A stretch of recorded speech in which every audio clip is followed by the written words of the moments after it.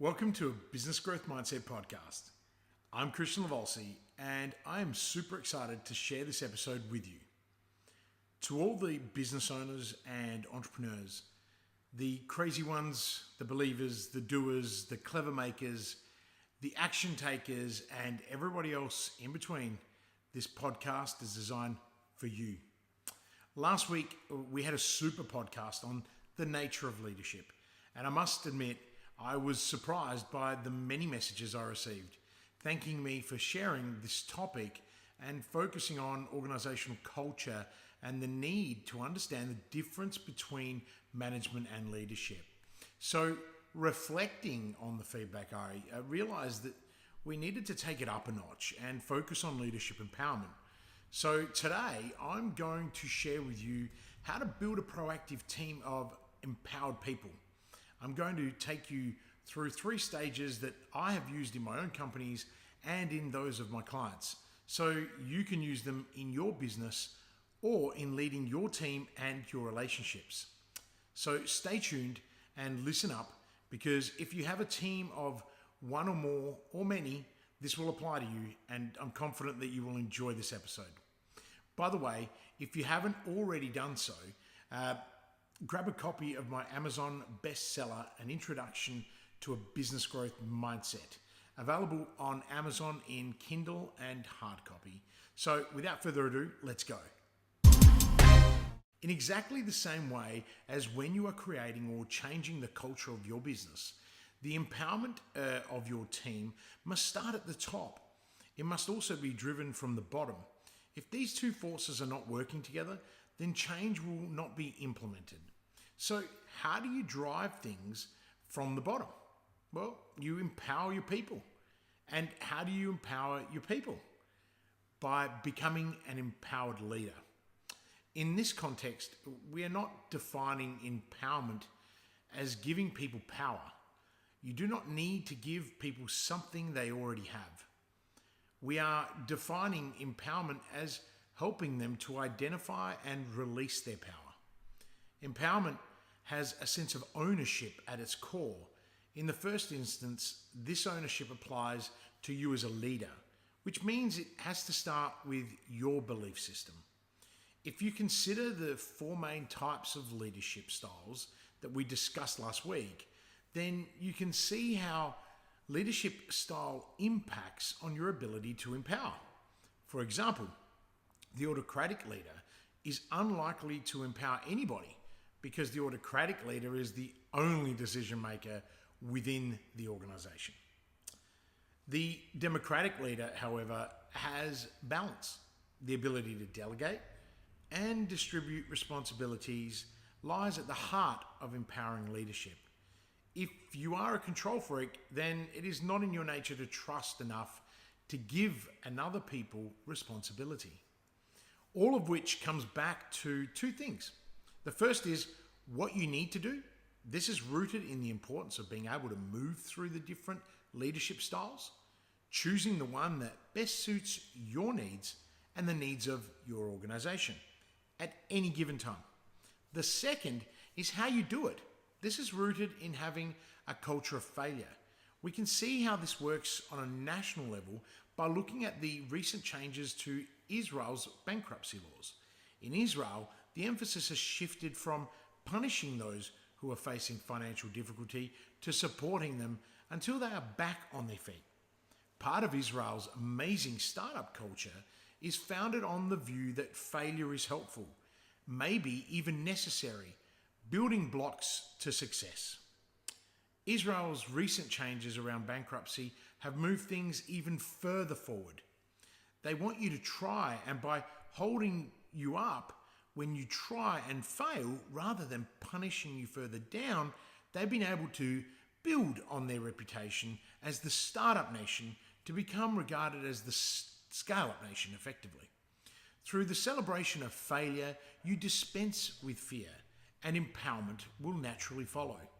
In order to succeed, the need to control everything must be replaced with a desire to empower others in the knowledge that failure can be a part of success. Even when you know that you can outperform everyone in your team, you have to let go. The truth is that you cannot scale if you don't let go. Empowering others enables growth and prevents stagnation. So once you've empowered yourself, how do you then empower your team? Through including them, educating them, and spending quality time with them. There are 3 distinct stages that you can employ when working to empower your team. The first is sharing information with your team. The second is creating autonomy through setting boundaries. And the final stage is replacing hierarchies with self-directed teams. The first stage to empowerment is to share information with everyone in your team. It's as simple as that. If you don't share information, then how is anybody going to feel that they have any power? If you tell somebody to do something without explaining why they need to do it, then you deny them understanding the purpose of what they are doing. Without information, people cannot act responsibly. People with information are compelled to act responsibly. Every leader wants responsible, trustworthy people on their team. How do you go about developing these qualities? By exhibiting those qualities yourself through sharing information. The hot button here is trusting people. In order to share information, you must trust people with that information. You have to know that sometimes people will not prove to be worthy of that trust and will take advantage of the information you share to serve their own needs. Even so, you can't live in fear of this happening. If you want to progress, if you want to be entrepreneurial, if you want to live with purpose and passion, then you have to be open. The critical thing is to let people know and understand the current situation of your business. At the same time as letting them know where you are, you need to be able to let them know your vision for what that business is and paint them a vivid picture of where you want your business to go. Let them know that you want them to be part of that plan and ask for their input on how you can best grow the business together. This last point is the key. Above all, you want your team to share their ideas and suggestions on how they can help and what they can do to make it happen. This is where they become truly empowered. However, even if they don't have any suggestions or solutions for that matter, you must still involve them. Just because they take more of a back seat, it doesn't mean that they don't appreciate you sharing with them. Sometimes people are just happy and comfortable to get on with things without feeling they need to add to the vision. But they will still feel valued by you when you're included in that vision. Through all of this, you show that you trust your team and that you can be trusted too. With this in mind, let's focus on stage 2, which is creating autonomy through setting boundaries. In order to become empowered, people have to learn new ways of thinking and of working with one another. This means that you have to set boundaries. Many people try to create change without setting any boundaries and then wonder why the changes don't work. All societies have rules. By the same token, within your organization, you need to have rules that provide direction and drive. By setting clear boundaries and creating autonomy, you dispense the need to have endless lead-up presentations before you initiate change. You can deploy much faster. So how do you set these boundaries? Well, by defining each of the following. Purpose. What business are you in and why? Values. What are your operational values? 3, image. What picture do you have of your future? Goals. What are they? And when and how will you achieve them? And roles and who does what and who is responsible for what? Structure and systems. How do you support what you want to do? Now, by defining each of these aspects, then you not only develop a clear understanding of what everything means from your perspective, but you can also begin to see what things mean from the perspective of each member of your team. A great thing to do to deepen that understanding even further is to sit down with each member of the team and ask them to list 10 things that they are accountable for within your organization. It is extremely revealing. Firstly, because most people struggle to find 10 things that they are accountable for. In fact, some people struggle to find one. Secondly, because there is often a significant difference between what they think they're supposed to be doing and what you or management think they are supposed to be doing. The reason this is such an empowering exercise is that vision is not brought to life by people's understanding of it. Vision truly comes alive when people see that their contribution makes a difference. Once you've established the team's vision, you need to strengthen their commitment to the values. This generates unity within the team, makes people feel important, and creates a sense of privilege. You do this by looking at how the organizational values tie to each individual's job description. This develops a deep sense of involvement and clarifies the values in the eyes of each team member. They see the ways in which what they do matters on both a personal and an organizational level. The thinking then becomes, why would I work for anyone else? You need to ensure that you are constantly reaffirming your values with your team. Have those sprint meetings once a week. Values should be a constant discussion. Once you have started having those conversations, then your eyes will be opened up to a huge number of opportunities. When people know where you're going and why, then they can start to contribute. And when they're contributing, they're engaged. You create alignment and unison. Early in my career, I was taught that the aim was to reach a destination, but that is not the case. It's a journey. I was always taught to cut the pie and get the biggest piece of the pie. That was the destination. To be a better leader, your motivation is not to cut up the pie. It is to grow the pie.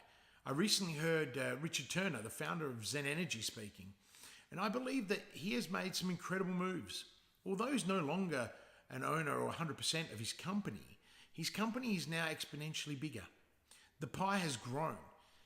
This comes back to leadership and vision. Now, that vision has led him to become an entrepreneur in resident, an industry professor at the University of South Australia. If his destination had been to reach a certain point, he would have stopped once he reached that point. Instead, he has recognized that it's all about the journey, and that is why he's been able to keep pushing forward, growing and developing. If you're struggling in your business, or you work in a business that struggles with articulating vision, purpose, and goals, you're not alone. I work with many companies to articulate these areas with them so that they can empower their people, grow their business, and build a rich and sustainable culture that flourishes. So we've covered the first two stages, so it's time to focus on the final stage, and that is replacing hierarchies with self-directed teams. This is where decision-making becomes the responsibility of the team, or even the individual team members. It is possible for this to happen when each team and the individuals within that team become the problem solvers. Building self-directed teams is critical to great leadership. As a leader, you want to create more time for yourself. In order to free your time, other people within your organization must be able to solve problems. By empowering individuals and teams to make decisions responsibly, they will have the confidence and the ability to solve problems and become self-directed. This is a critical element of the boss that I developed over more than 20 years of starting, running, and developing businesses. The boss is my very own business operating system, and it's fundamental to successful growth because it makes your teams accountable, drives innovation through self-directed teams, and increases your time as a leader. The first thing you need to do is to set the level of responsibility so that they have the freedom to make decisions within those parameters. One point that needs to be emphasized extremely clearly throughout the process is that you are not telling them how to do their job. You are guiding them on how to manage their roles so that they can solve the problems that they would otherwise bring to you. But by this stage, they already know your purpose and values and your desired outcomes, as well as your vision. You've already created autonomy through setting boundaries. Empowerment comes from teaching others the things that they can do to become less dependent on you. They do need to be accountable for their areas of responsibility, and as such, they may feel more comfortable if they are able to come to you for validation.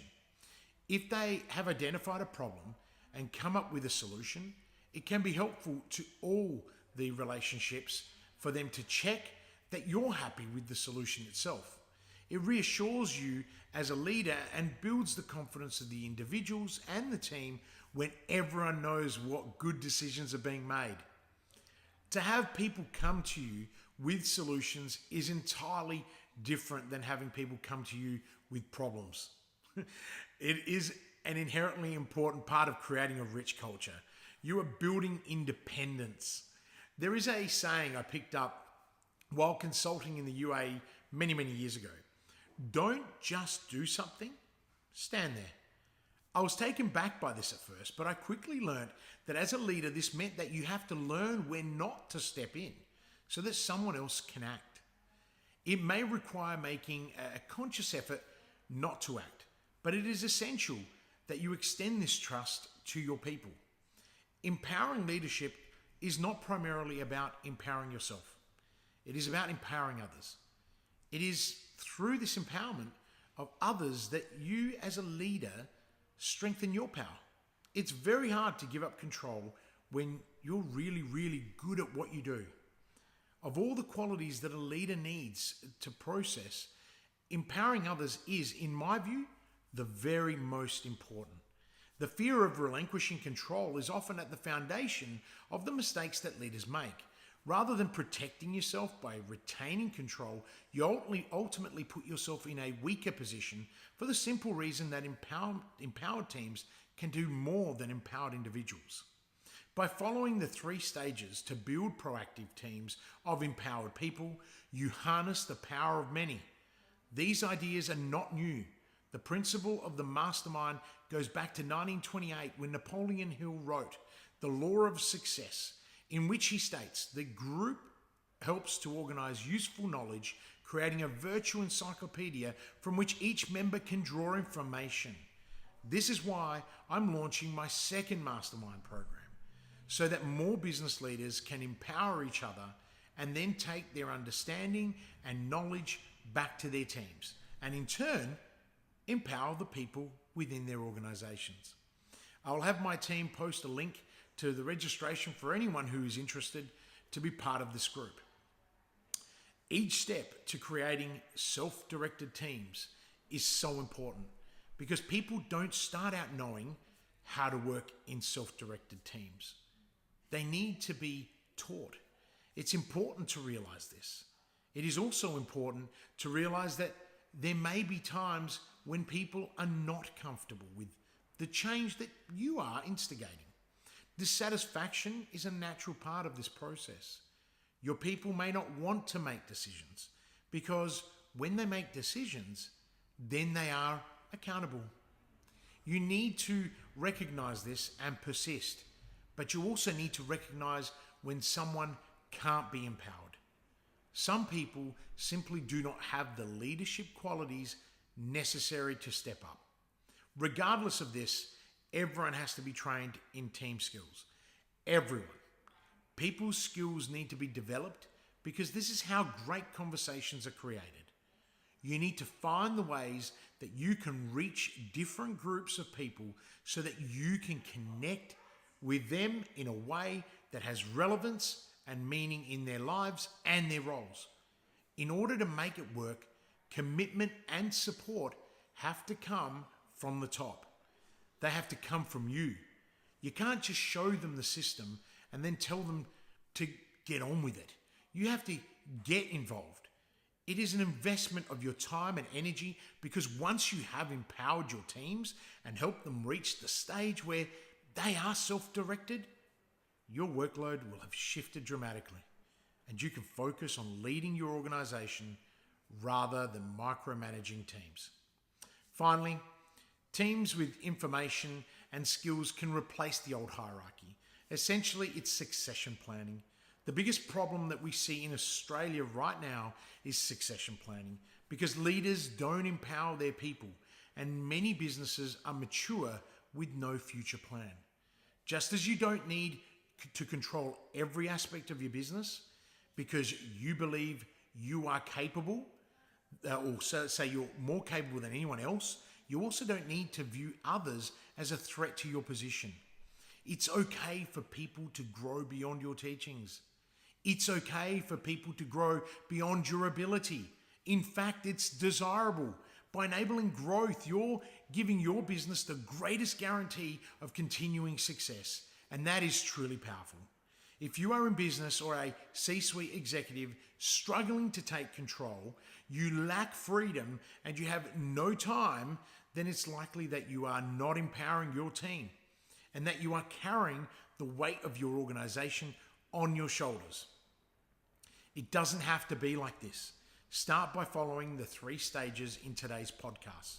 Begin by sharing information, creating autonomy through setting boundaries, and replacing hierarchies with self-directed teams.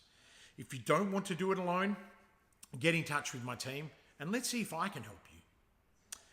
Thank you for taking the time to hang out with me today. I hope that I have provided you with really good value and insight on how to build a proactive team of empowered people through leadership empowerment. Until next week, I'm Kristian Livolsi, and live with purpose.